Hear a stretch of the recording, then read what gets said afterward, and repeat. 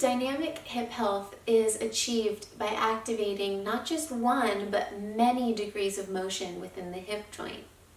Four corners fires many different receptors of the hip, offering a really great recovery or prep technique to any hip-focused movement. Lie on your back and bring your right knee in towards your chest. You can keep the left leg slightly bent if you prefer, or you can extend it straight out onto the floor. So our first PNF stretch, or feedback, that we'll provide to the proprioceptors of the hip joint is in this position. So with your hands on top of the knee, you'll start to pull that knee towards your ribs, like you are hugging your knee close.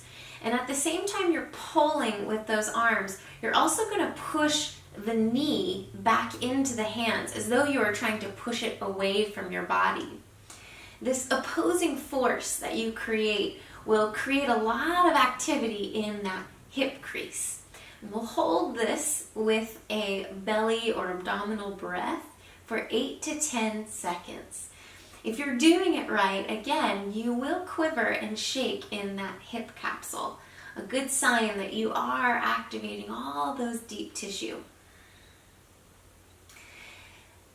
And then after you finish your 8 to 10 seconds, release the tension, the contraction, and see if you can pull the knee in a little closer.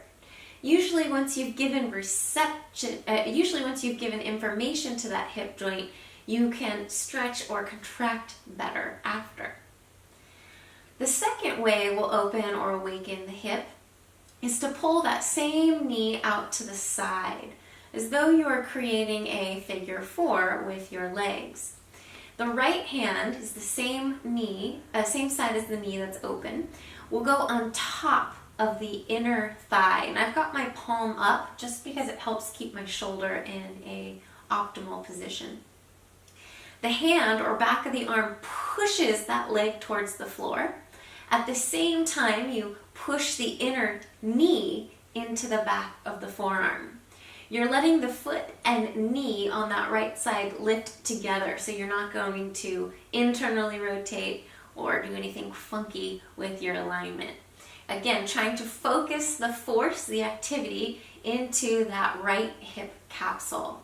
Holding the quivering, shaking PNF contraction for 8 to 10 seconds.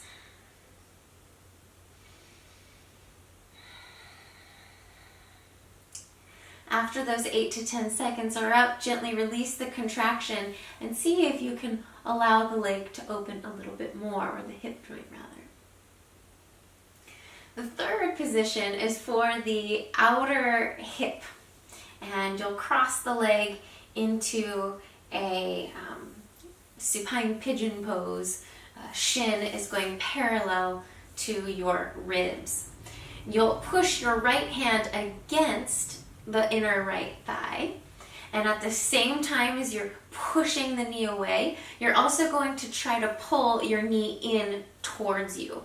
So again, creating that opposing force and tension. You'll feel your core kick on to keep that low back supported. But you should really be feeling this in the outer right hip towards your glute. Hold again for 8 to 10 seconds as you breathe, quiver, and shake in the tension. This is not easy stuff to isolate a contraction like this.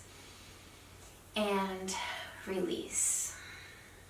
The last one, the fourth corner, is going to go further into the glute and backside of the hip. So you'll cross the leg over into a supine twist. If you have any twist precautions, you will obviously avoid this one. So now left hand is on the top outer right knee. And as I pull down with that left hand and arm, I'm also going to kick that leg up as though I was going to bring it out of the twist. But because my arm is preventing that action from happening, I again create that PNF contraction, and the whole right glute and outer hip capsule begins to fire and activate. 8 to 10 breaths or seconds here.